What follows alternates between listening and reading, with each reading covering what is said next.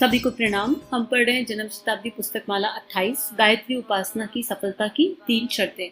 आइए गुरु चरणों को हृदय में धारण करें, गायत्री मंत्र के साथ स्वाध्याय को आगे बढ़ाएं।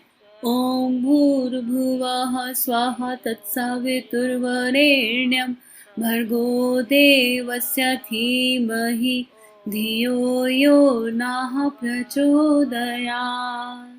परम पूज्य गुरुदेव ने पिछले स्वाध्याय में हमें बताया कि उनकी पूरे जीवन की समरी इस किताब में है। उन्होंने पूरे जीवन केवल रिसर्च करी गायत्री मंत्र पर, भारतीय संस्कृति पर और आत्मज्ञान पर, और उस रिसर्च के आधार पर उनको ये समझ में आया कि भारतीय संस्कृति की आत्मा, भारतीय संस्कृति का मूल मंत्र गायत्री मंत्र है और गायत्री साधना सफल है, लेकिन उसके लिए 3 शर्तें हैं।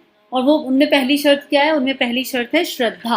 गुरुदेव ने बताया श्रद्धा और निष्ठा। श्रद्धा की शक्ति अद्भुत है।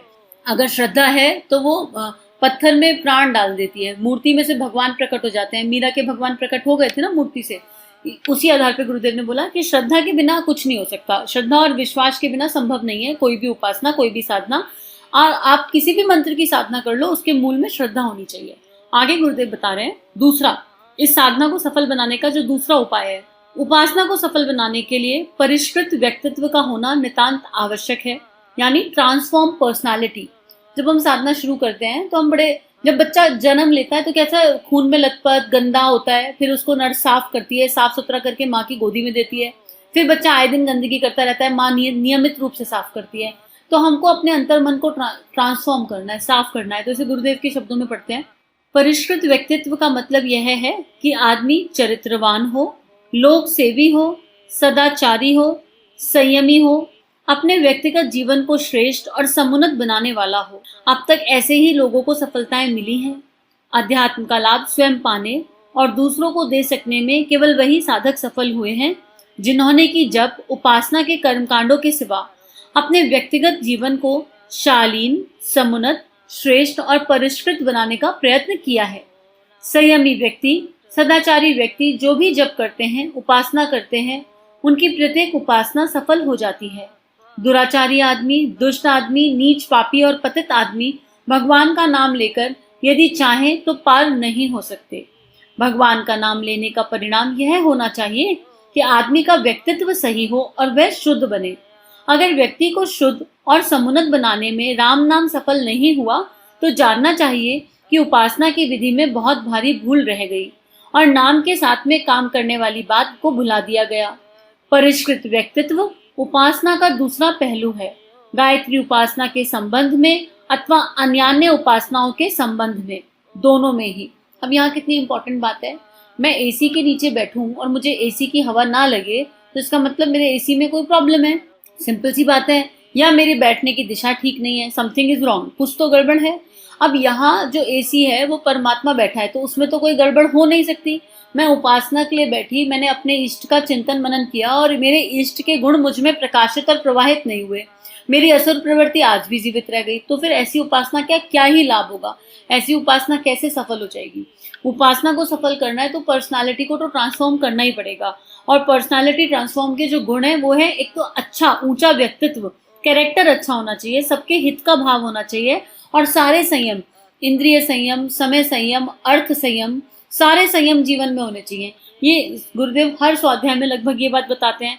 हमें शालीन होना है, हमें मीठा बोलना है और हमारा अंतःकरण मलिन ना हो। सबसे इंपॉर्टेंट है मेरी भाव संवेदनाएं मलिन ना हो। पता चला जप करने बैठे हैं और जप कर रहे हैं अपनी इच्छाओं की पूर्ति के लिए या किसी के अनुचित भाव के लिए, अरे इसने हमें ये नुकसान पहुंचाया, उसका वो नुकसान हो जाए, इस तरह की छोटी सोच के साथ। तो ऐसे में क्या होगा, आप जैसी एनर्जी भेजोगे वैसी लौट के आपके पास आ जाएगी। तो अगर आप गायत्री साधना कर रहे हो और आपकी सोच में, आपकी गुण कर्म स्वभाव में परिवर्तन नहीं आया, आपको अपनी पर्सनालिटी में कोई ट्रांसफॉर्मेशन नहीं मिला अभी तक, तो इसका मतलब कुछ तो गड़बड़ है और भीतर जाके चेक करने की जरूरत है। और इस चेकिंग की प्रक्रिया को साधना कहते हैं। तो उपासना हो गई, साधना मतलब चेक।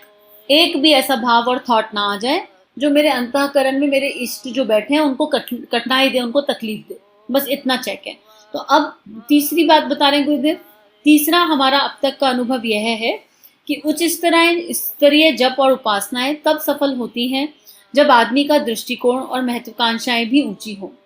घटिया उद्देश्य लेकर के, निकृष्ट कामनाएं और वासनाएं लेकर के अगर आप भगवान की उपासना करें और देवताओं का द्वार खटखटाएं, तो देवता सबसे पहले कर्मकांडों की विधि और विधानों को देखने की अपेक्षा यह मालूम करने की कोशिश करते हैं कि उपासना का उद्देश्य क्या है, किस काम के लिए करना चाहते हैं।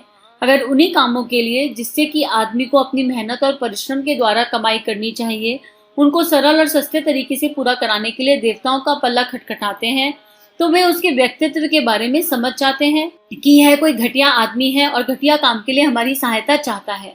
देवता भी बहुत व्यस्त हैं।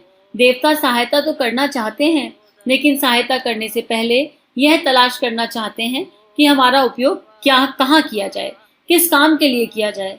यदि घटिया काम के लिए उसका उपयोग किया जाने वाला है, तो वे कदाचित ही कभी किसी की सहायता करने को तैयार होते हैं।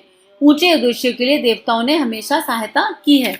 तो मूल भाव, साधना के पीछे का मूल भाव क्या है? अब जैसे पिछले स्वाध्याय में गुरुदेव ने समझाया था, पात्रता वाली किताब जब हम पढ़ रहे थे, पात्रता वाली किताब से मेरा मतलब है पाना है तो देना सीखिए। उसमें जब पात्रता वाले चैप्टर थे, तो गुरुदेव ने उसमें समझाया था कि हम साधना करने बैठे और हम इस भाव से साधना करने बैठे कि इन सिद्ध संतों के पास तो ये सिद्धियां रिद्धियां, मुझे भी ये सिद्धि रिद्धि मिल जाए।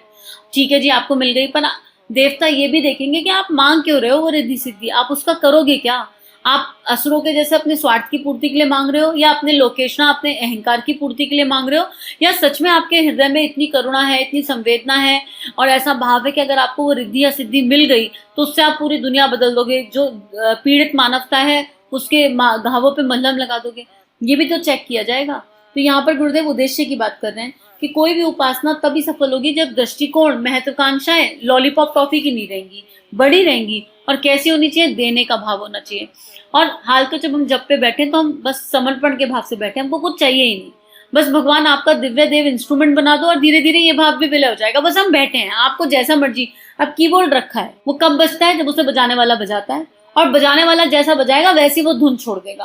तो अगर अब हम बैठे हैं और हमारा गुरु हमें बजा ले, अब वो जैसे मर्जी बजा ले, अच्छा बजाए बुरा बजाए, हमको इससे कोई लेना देना नहीं। कोई हमारी तारीफ कर रहा है, कोई हमारी बुराई कर रहा है, हमको इससे कोई लेना देना नहीं, हमको सुनाई नहीं आएगा।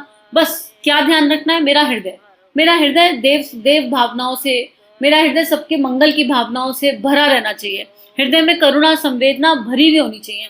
और जिस हृदय में करुणा संवेदना वात्सल्य ने स्थान ग्रहण कर लिया, उस और दिव्य सच्चे प्रेम में ने स्थान ग्रहण कर लिया, उस हृदय में बाकी सब अपने आप आ जाता है। बाकी सारी अच्छी भावनाएं इन्हीं भावनाओं के आगे पीछे घूमती हैं, और ऐसे हृदय की सारी साधना सफल होती है।